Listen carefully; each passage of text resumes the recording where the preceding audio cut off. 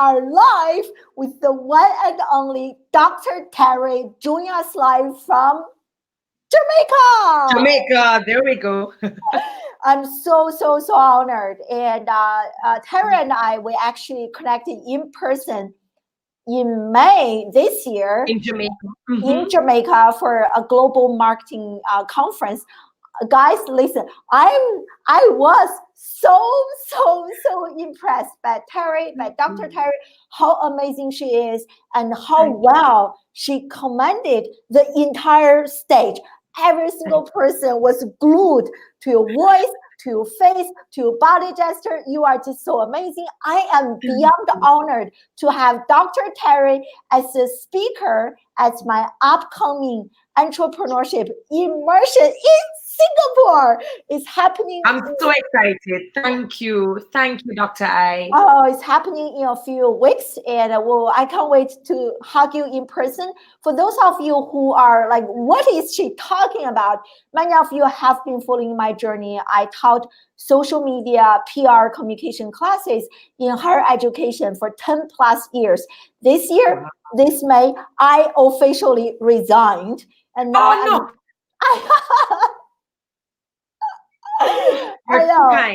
And I'm officially building my own school. And the reason I resigned was really to see how broken the educational system is. We have so many amazing teachers, but the system is so broken. It's not preparing our students for the future. And there are so many important, even for the now, there are so many important skills like digital literacy, personal branding, public speaking.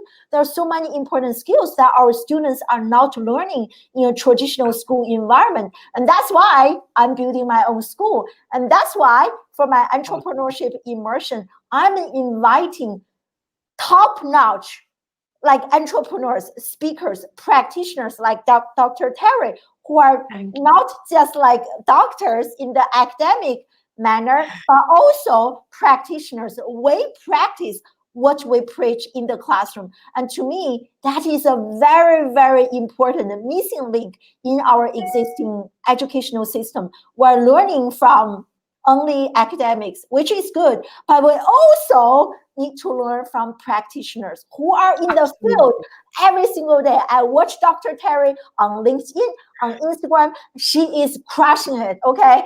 And Dr. Terri was like, you look so nice. I was like, duh, I'm having you on the show. I have to. I knew I would have put on a little lipstick, I'd have put on a little blush if I had known. But thank you very much. Of course. I just want to do a quick screen share just in case those of you who are not familiar with my program. And so here are the speakers. We literally have 10 speakers from 5 different countries.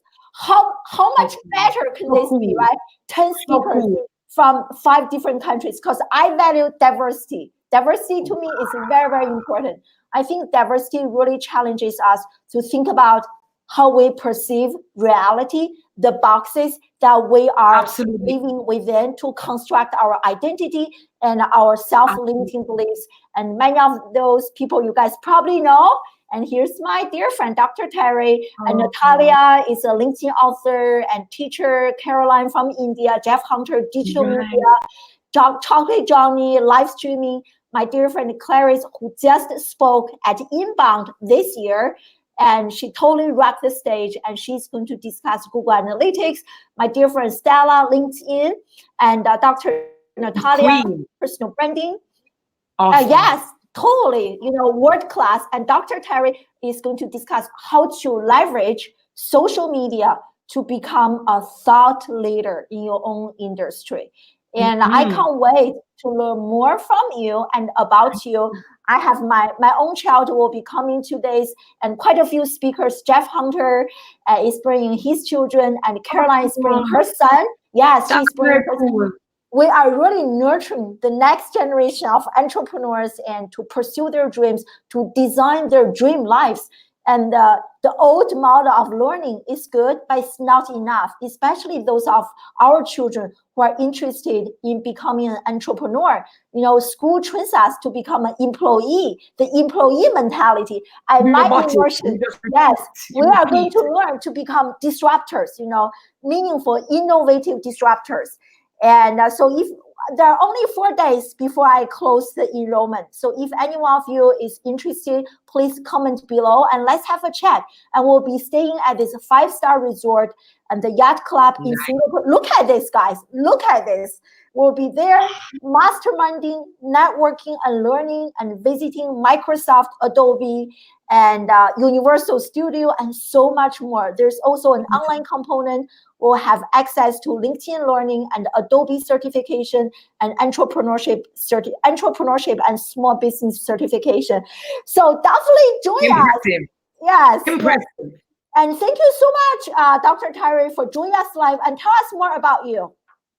Well, hi guys, or good morning, good afternoon, good evening, good night, depending on wherever it is you guys are from.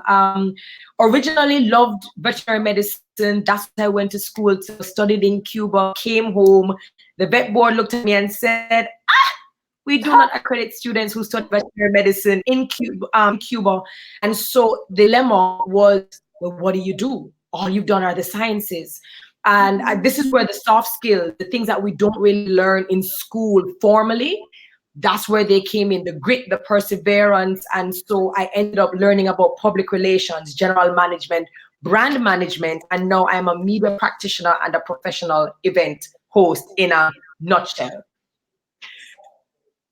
Oh, that's so awesome. I just saw this really powerful comments from my dear friend, Gary. We're going to discuss to become a thought leader or to be recognized as one. So I thought that was really, really interesting. And we're going to discuss. So you have such a, Terri, you have such an incredible social media presence. And on Instagram, you have 200 plus K, okay, 200 plus K followers. Okay, I have to show everyone, you have to follow her. This lady is crushing it. Thank you. Let me share the screen. No, let me share. I'm not sure. I need to show you guys the evidence. And it's interesting because I think just this morning it went to 203 this morning. So that's pretty interesting. Very impressive. Look, 7,000 hearts and hundreds of comments. So you have a very impressive Instagram presence. And also on LinkedIn, you have 12K, 1,000 followers, and very, very impressive engagement, thousands of views. And I'm not just talking about vanity metrics, you know, numbers. We all know that you can just go out and purchase fake followers. But I'm really talking about community engagement. People love you. When you and I connected in Jamaica, I remember there was this lady, somehow she spotted you like driving your car, and she captured that moment and sent you a picture. I was like, wow, Terri, you are like a celebrity. People love you. They trust you. And all the other brands, they want to work with you. So this is incredible. So share with us, first of all, how long did it take for you to get to where you are today in terms of, you know, really have this incredible loyal fans, super fans. Yes. Right. It took me, and it depends because I'm across Instagram, Twitter, and now LinkedIn. And really, for those who may not know me, I just jumped on LinkedIn actively in May, which is kind of crazy when I've seen my numbers just explode from May until now on LinkedIn. On Instagram, I would probably say since maybe about 2012 thereabout, there was just this massive explosion. And I think we need to consider a lot of layers and a lot of dimensions when we speak about leveraging social media. And the thing is that you have to show up consistently offline. Before we even get to social media, just remember social media, it's a tool, it's a platform, it's a channel through which you share your views, your perspectives, or what your job or your profession is. But really and truly, you have to develop a strong, credible, personal brand. You need to be delivering offline, pursuing excellence and operating in excellence offline. So really what social media now is a platform that you're going to use to introduce people to what you are offline. There are many people who I know who've gone into figuring out how to, create these amazing profiles online. And then when they get booked for the job or they get hired for whatever service or product, you find that they under deliver. They don't deliver. That's because they actually were not that good offline. So before we even think about leveraging social media, the first thing you need to do is make sure that whatever brand you have offline, it is what people see online. That's number one. Wow. It's like, or this is absolutely a mic drop moment. This is so true. When you think about it, so many people, they start their journey on social media, showing all those like well-polished pictures, renting a car, renting a hotel, and all those filtering, exactly, photoshopping. Exactly. But in real life, they are totally different. So I just love how you mentioned it was like a shift, a paradigm shift. So start with the offline. Make sure your product, your service, whatever you do for you as a speaker is so good that people cannot stop bragging about you on social media. Absolutely, because it's not just leveraging your personal platforms. It is that whenever you go in a space, whenever you meet people, whenever you interact or you network or you sell a service or offer service, you are so good at it offline that people feel compelled almost to share you with their network. So just this morning, I'm doing errands, right, Dr. I? And then I get this LinkedIn notification and I see Brigette Hyacinth give me a shout out on her platform. I'm like, this is big. Brigette is a LinkedIn influencer. She has over 2 million followers. 2 million, ladies and gentlemen, 2 million, yes. 2 million. And because I hosted a conference that she was a speaker for in Grenada, and she said she was so overwhelmed and so excited about who I was and what I did as a host that she wanted to share me and my profile with her audience. And that is also leveraging social media, not just on your own personal platform, but really tapping into brand equity on somebody else's platform. It's so powerful what you just said. A few weeks ago, I have this lady who came to my show. She's a 7-figure coach, and she was talking about the same thing. She called this OPT, leveraging other people's traffic. Other people's traffic. That's exactly what you are doing here. But in order to do that, you have to be really good. It's not that you bribed her to talk about you because you are so good. Like when I came back, I couldn't stop talking about you because you are so good. I'm sure every single person, when they see you, they felt the same way about you, Like I think this is such a powerful lesson people need to understand. It's not just about social media. Social media is only one piece of the pie. There is probably a bigger piece of the pie, which is you have to make sure you have a solid product, service, whatever you do, so that you can actually leverage the social media. Social media is not the end goal. It's not the end all be all. Absolutely. And another thing with leveraging, so one, that you make sure that you're offline, you are a superpower at whatever it is you do. And then you make sure that when people meet you offline, you're so good that people feel compelled to share you on their platforms. But now you need to think about what your messaging looks like on your personal platforms. And you know what? Which platforms do you even use? Some people decide to try to, do content across all platforms. They want to be on Twitter, on Instagram, on TikTok, and every new platform that comes up. They want to do it, and then they spread themselves thinly. And sometimes they're not able to really, build an audience because they're all over the place. I've always told people, think about your product and your personality or your service. Think about how you want people to view your personal brand or your professional brand. How do you want people to feel? And then determine which platform is the best one for you to start out on and to build an audience. For me, it was Instagram. And then I went on Twitter and leveraged my audience over to Twitter.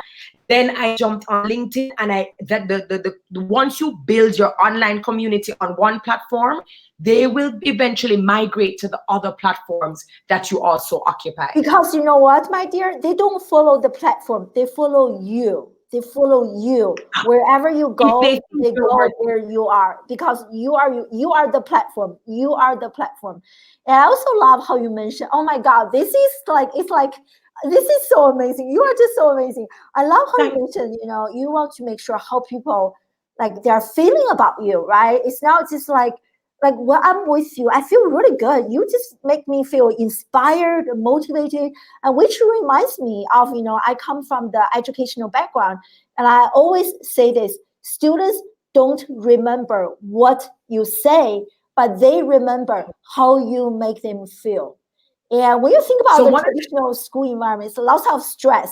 Like very few students actually feel this very positive. I mean, there are, but not common. You know, this positive emotional connection with the teacher.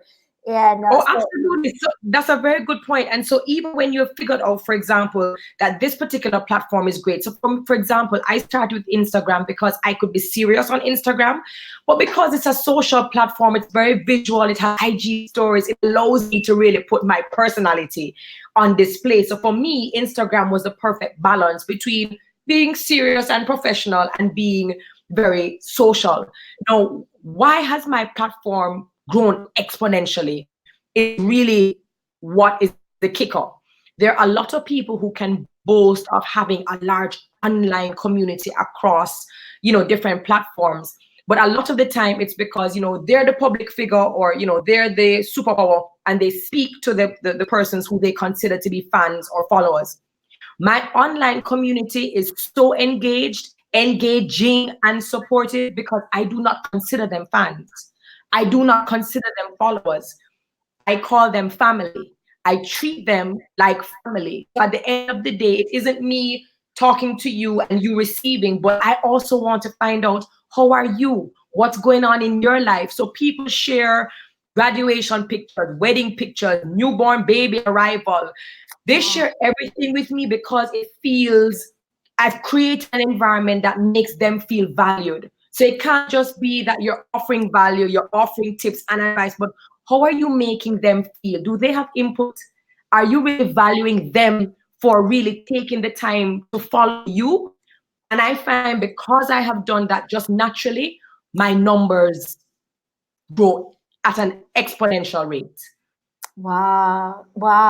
So if you remember, like how, like going back to the early days when you were just getting started on Instagram, so what do you think are some really, really important strategic moves that you did to really help you? I know, like what you were talking about, like treat every single person as a family. That's amazing. Like anything else you want to share with us that really helped you get, because like, ladies, gentlemen, you really have to check out Dr. Terry's Instagram. I showed you earlier. I will show you again. Like people just love her content.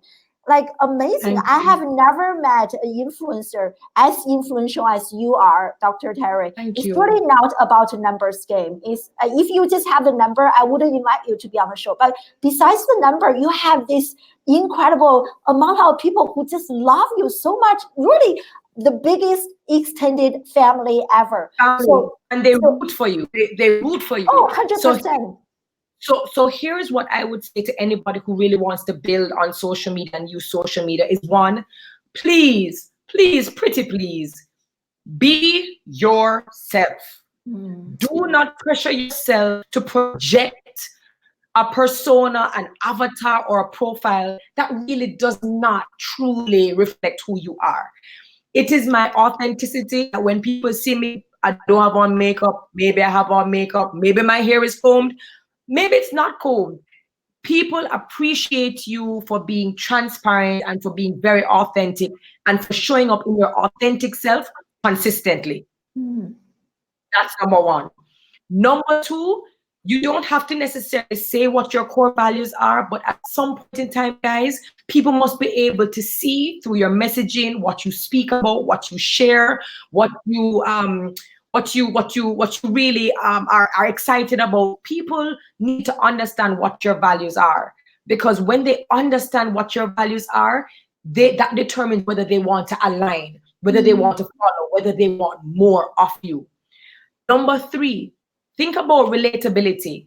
Do not come on social media and try to be a god. Even if you are amazing at what you do, try to be relatable. So think about, how can I break down information or make people understand the value of something? So I storytell. That is what I'm very good at. I do my storytelling. I am relatable. And lastly, you have to look at your insight and your feedback. People tell you what they love that you do. They tell you what they want more of. And once you listen actively and you look at your insights, it helps you to craft your messages even better. Wow. Every single point is so solid. So you are definitely an incredible storyteller. So share with us. I frequently, when I go to social media, just to be honest with you, I feel like many people's copies are not good. They're not telling stories. There's no story. It's very hard to grab people's attention when you don't have a story. So share with us, when you are sharing your stories, what are some essential elements that you have to include in your captions or in your copy? Because they are just so good. People can't get enough of it. Right. Thank you. I think it's one, understanding who you are, what you're about, and understanding your audience. Okay. So for me, whenever I'm doing a caption or when I want to tell a story, I don't overthink it. That's number 1. But I try to think of how I was feeling in this moment, or what were my biggest takeaways. And then in that same moment, I think, how best would I be able to get this particular message across? Is it a joke? Is it tapping into somebody's, humor? Is it tapping into somebody's sadness? Is it tapping into emotion? What emotion do I want to tap in? And based on that answer is how I approach my caption, my IG stories, my text, everything. It's what do I want to convey and how do I want people to walk away feeling. So if I want humor, I'm not going to do a caption that is going to be silent or sad. I'm going to elevate it. I'm going to make it high energy, and I'm going to say something that I know is going to have people rolling and laughing. And that is what makes your content shareable. If your content is not shareable, then your network won't grow. Your community won't grow. So true. So how much time do you spend on a single post? No time at all. No time at all. For me, it comes extremely natural. I have a very good idea. Even sometimes I may have a picture where my eyes are crossed. Don't take yourself too seriously, and sometimes LinkedIn, like I've seen people on LinkedIn apologize for sharing a moment that brings humor, a moment where, a newborn comes into the family. I even saw a lady recently apologize for sharing on LinkedIn that her daughter just finished her final chemo session. And I'm saying, LinkedIn is a professional platform, but that personal side of our life is also a part of our professional side as well. And so I don't think we should take away the social or the sociable out of LinkedIn. I think it's very important because as human beings, we are social creatures. But for captions and for photos, I know exactly what I want to do. I know exactly what I want people to feel when they walk away from my platform, which is usually positivity, being inspired, being motivated, to be okay with being your authentic self, making mistakes, learning from them, and having a ball at life. Wow, that's amazing. But people do need to understand, you have been doing this for quite a few years, right? You definitely have lots of practice. It's like live streaming. Nowadays, I don't have to prepare much in order to go live. But when I just got started, it was totally a different story. So for you, you have been, for how many years being on social, Terri? Woof. I know I started on Facebook. I think everyone started on Facebook. And at some point in time, maybe around 2011, I just stopped using Facebook because it just wasn't conducive for me. I think it just wasn't doing anything. And then for Instagram, I think for Instagram, it was about 2010, 2011, I started Instagram. So I stopped with Facebook and I kind of moved. Wow. I migrated to Instagram. And so people have followed me on my journey, and how they respond to me is how I evolve and how I craft my messages. So I find that people are interested in what I do, how I do what I do. They love when I travel because I make it educational, and I involve my daughter, so they also love the parenting aspect that I deliver as well. So my so true, so true, so true. So first off, it took you definitely longer than 5 years to get to this stage. You know, patience. You know, like I feel like many people, they are looking for overnight success, overnight become a sensation. It's not going to happen. I also love how you have pictures of you. You have like fancy pictures and so nice. You also have just you come here and probably have a conversation. Look, people, oh my God, 700 comments. No makeup, you just here have a conversation with your audience, with your family members. I just love this. It's just so lovely. Like we really get to know who you are. Thank you. And again, a lot of people spend a lot of money and even time and investment trying to, you know, get these amazingly beautiful photos, and they place everything in a very polished, perfect way. And in my head, I'm like, well, life is not polished and it's not perfect. And I do not want under any circumstance to portray something of perfection.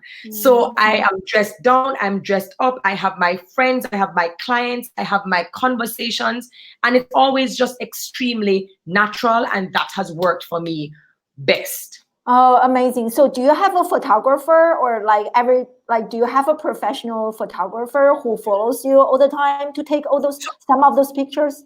So let me be very honest with you. And probably I did this video, I think it was like a 5-minute video, and it did so well in the engagement because a lot of people like myself, I think I have 7 years of work that hasn't been documented. I wasn't thinking about brand and, you know, having catalogs. And it was, you know, I started seeing people have teams, people walk behind them, and I was like, well, that's odd. That's a lot. But then I realized that honestly, if you're good at what you do and you have your craft, unless you have something to show for it, really and truly, it doesn't exist.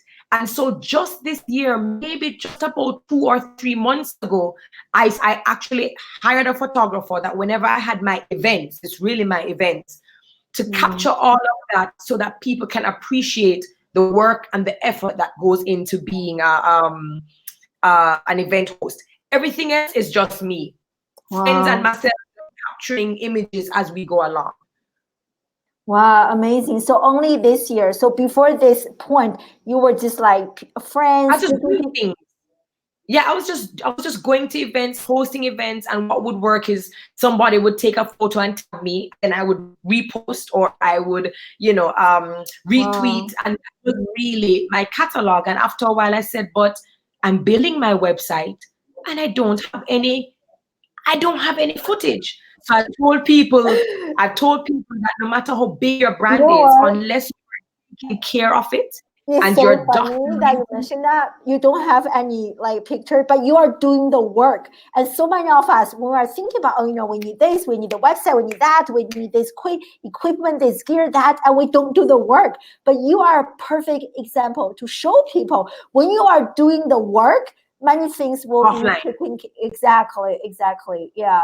And also, so we discussed Instagram. So share with us, you only become more active on LinkedIn kind of recently. So how has, come on.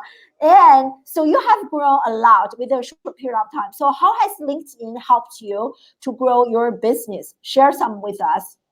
Okay, so honestly, guys, initially, because when I jumped onto LinkedIn very early, it really wasn't as intelligent as it is now. Let's be really honest. A lot of us just slapped up a resume and we left it there as a placement holder. And it was when I met you in May and you were asking about my LinkedIn profile, I was like, LinkedIn needs to pay me, seriously. I'm like, I don't use LinkedIn. But what I did, and it's also important for you not to just, you know, hear the advice and tips that people are giving you, but to actually act on it. So when you mentioned LinkedIn to me, I decided to go on LinkedIn, and I realized they were now doing live streams and photos and videos. And I said, oh, this almost looks like Instagram. So I looked at it for about a week. I'll be very honest with you. I've never jumped on a platform and just started posting randomly. Wow, I love that. See, so strategic. Yeah, I've never done it. I think for you to really optimize and maximize on a platform, you have to understand it and you have to understand the users. So I went on, looked around for about a week, saw what people spoke about, the things that were triggers, what people found important. And I said, oh, okay, all right. And I decided to still bring my personality to speak about things that maybe people aren't speaking about, and I do not sell on my platform. I've never said book me for an event. I've never said let me be your next host. But what I've done is what I share and how I share it and how I speak about it. I've actually been booked for events through LinkedIn, just like the Grenada trip that just took place last week. So I have been booked, and LinkedIn works, but only if you're being deliberate, you're being intentional, and that you are definitely taking the steps to maximize offline as well as online. I love it so much. I love how you like kept mentioning this offline component. You know, it's also almost a reminder for myself. So many of us, we spend so much time, especially us digital social media marketers. We think social media is everything, and you really help me see that it is not. You know, like social media can help you get somewhere, but if you don't have a solid product or service, people are not going to follow you around for 5 or 7, 8 years. Absolutely. And not only that, you have to be consistent. So don't just post and disappear. Engage. You have to engage. If people think that what you're offering is valuable and they are taking the time out of their very busy schedule, they have so many options and so many other accounts that they could be engaging with. If people take the time to stop, to compliment you or to encourage you or to say, keep soaring, job well done, take the time to say thank you, because that goes a very far way, I think, in social media. Because guess what? They say, wow, no matter how big you seem to be, you're a public figure, or maybe you're an influencer, or you have a lot of fans or followers, you made me feel special by responding to me. So guess what? They will come back each time engaging with you, and they will now tell other people, hey, found a profile, she's so nice or he's so nice, and I think you would like it too. And then that is how more people started coming on my platform.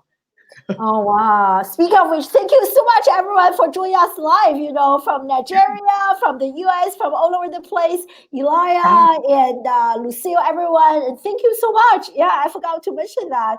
So how do you, time management, you have such an incredible presence on all those platforms, Terri. Like how do you budget your time? How do you allocate? That's what I struggle with the most. You know, you have to host events, you have to do this and that. My daughter, absolutely. And there are times when I might disappear.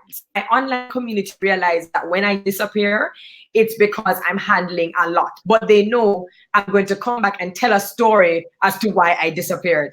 But where the time management comes in, what I've done a very good job at is really streamlining and getting rid of distractions. So I'm always, I make sure I follow pages that feed me, motivate me, and inspire me. If something comes up that I want to share on a platform and I might be really busy, I think, which platform will this best suit?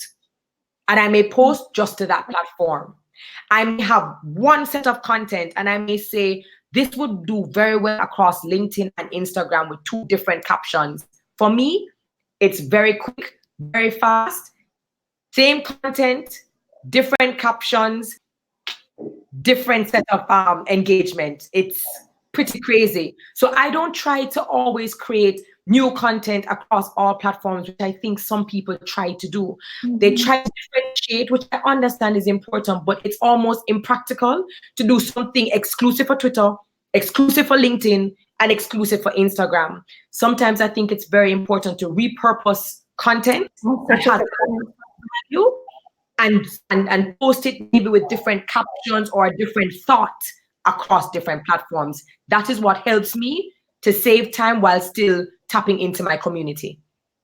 Wow, this is so powerful. This is like, I'm already, for the last half an hour, I'm already learning so much, and everyone joining us live, they are loving you. So thank you.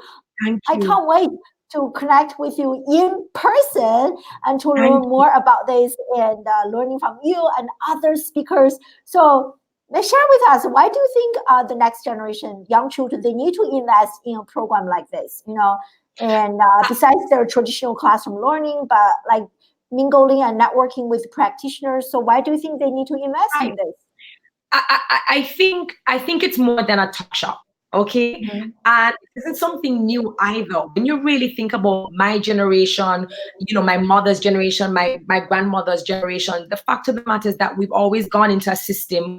We've been prepared for a certain thing. We believe that, you go in, you get the grade, you pass the exam, and you will be whatever it is you want to be. Ta-da! Sadness, is it coming into? Then life hits you and you realize it isn't that simple, and you realize that there's soft skills that you have to develop outside of being technically and academically sound. You really have to work on other soft skills. You have to know really and truly what it is like to be an engineer. Do you even think that being an engineer will suit your personality? I find that programs like this, the more youngsters tap into programs like this, they truly find their passion. They truly find their purpose, and sometimes they truly understand what it takes to be what they want to be. So I think it's important to break the status quo and let persons know there's more than just academics. Like, you really do need to learn other sets of skills, because at the end of the day, those become even more important when life kind of throws something at you. Totally. All those relevant skills, it's really like, I also read another article, a book. So Toffler, who is a futurist, and he said that the illiterate of the 21st century are not those who cannot read or write, but those who cannot learn, unlearn, and relearn. So that process to deconstruct and reconstruct, I mean, you have to have real life experience to go through that journey and to really make sense of, this is what my teacher told me is actually not true. I need to deconstruct that. And what is actually true, we need to reconstruct a new model. Yes. Absolutely. And not just that, again, when we were taught in the system, and I mean, it's no shot to the teachers, because they do a phenomenal job in terms of getting us ready from an academic level. But it also teaches us a fixed mindset, kind of, where we're very fixated on grades, and we're fixated on percentages, and we're fixated on getting that big job and working for that person. But we really have to have a flexible mindset.